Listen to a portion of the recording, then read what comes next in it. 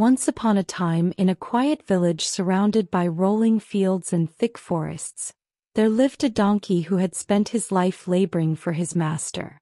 He carried sacks of grain, hauled heavy loads, and trod endless paths. But the years had weighed heavily on the donkey, and his once strong legs grew weary. One day, his master looked at him with a calculating frown and muttered, "You've outlived your usefulness." The donkey overheard these words, and though his heart sank, he refused to sit idly by and await his fate. "If I'm no longer welcome here, I'll make a life for myself elsewhere," the donkey thought. "I've always enjoyed braying. Perhaps I'll become a musician. Bremen will surely appreciate my talent." With that, the donkey left the only home he had ever known and set off toward Bremen, where the promise of a new beginning awaited. The road to Bremen was long and winding, but the donkey trotted along with purpose, his hooves striking a rhythm on the dusty path. As he approached the edge of the forest, he heard a mournful sound, a soft, labored panting. Curious, the donkey followed the sound and soon came across a hunting dog lying by the roadside. The dog's tongue lolled from his mouth, and his sides heaved as though he had been running for his life. "Friend, why do you look so tired and sad?" asked the donkey. The dog lifted his drooping head and sighed. "I'm too old for the hunt. My legs aren't fast enough, and my master has no patience for a dog who can't keep up. He's cast me aside." The donkey tilted his head thoughtfully. "Well, it seems we're in the same predicament. But I've decided to turn my misfortune into an opportunity. I'm going to Bremen to become a musician. Why not come with me? Your bark would be a fine addition to my braying." The dog's ears perked up for the first time in days. "Bremen, you say? That sounds far better than wasting away here." With renewed energy, he rose to his feet and joined the donkey on the road. The two traveled together, their footsteps now accompanied by the cheerful hum of camaraderie. But soon they came across another forlorn figure, a cat sitting on a fence by the side of the road. Her fur was unkempt, her whiskers drooped, and her eyes glistened with unshed tears. "What's troubling you, dear cat?" asked the donkey. The cat let out a despondent meow. "I've grown too old to catch mice. My claws are dull, and my mistress says I'm no good to her anymore. She wants me gone." "Well, if mice are no longer your concern, why not try music?" suggested the donkey. "We're on our way to Bremen to form a band. Your voice, I'm sure, is lovely." The cat twitched her ears, intrigued by the idea. "A musician, you say? It sounds absurd, but I suppose I have nothing to lose." And so the cat leapt down from her perch and joined the donkey and the dog. The three continued on their journey, their spirits lifting as they imagined the songs they would perform together.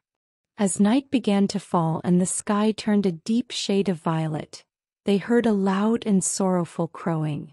Following the sound, they found a rooster perched on a fence, his feathers ruffled and his eyes wide with fear. He crowed again, his voice echoing through the still air. "Why do you crow so desperately?" asked the donkey.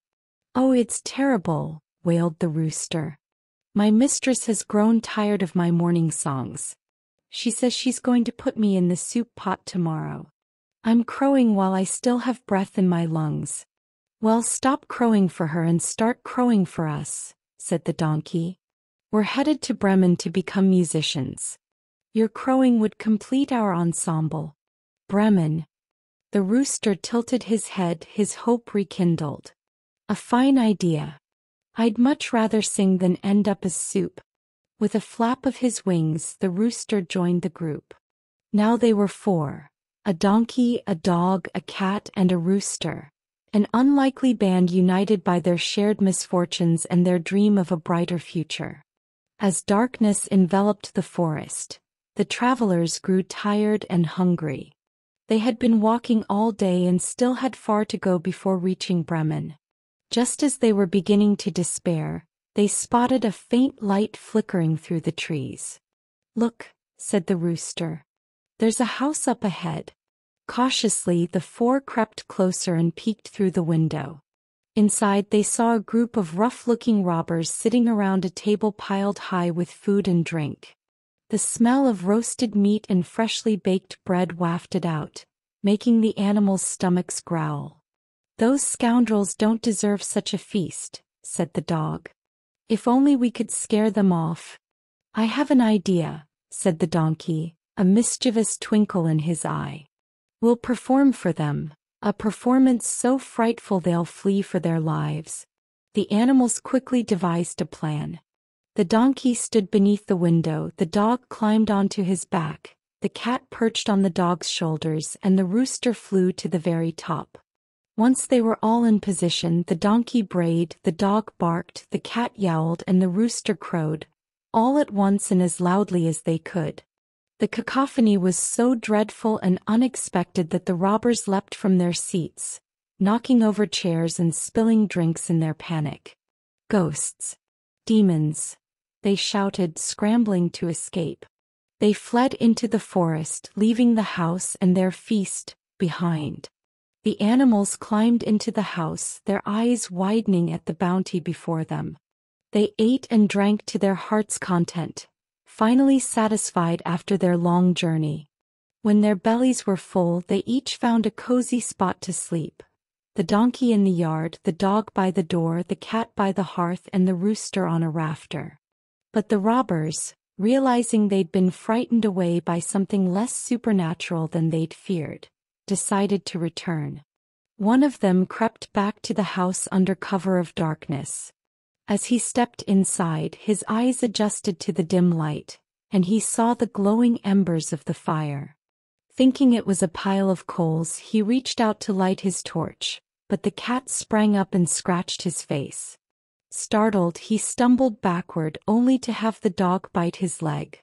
The commotion woke the donkey, who gave the intruder a swift kick, and the rooster crowed loudly from the rafters. The robber fled, screaming, "The house is full of monsters." From that night on, the robbers never dared return, and the animals decided that the cozy cottage was as good a home as any. Though they never made it to Bremen, they lived out their days in comfort, making music and enjoying the friendship they had found along the way. And so, a donkey, a dog, a cat, and a rooster proved that even when life seems to cast you aside, a little courage, cleverness, and companionship can lead to a new and joyful beginning.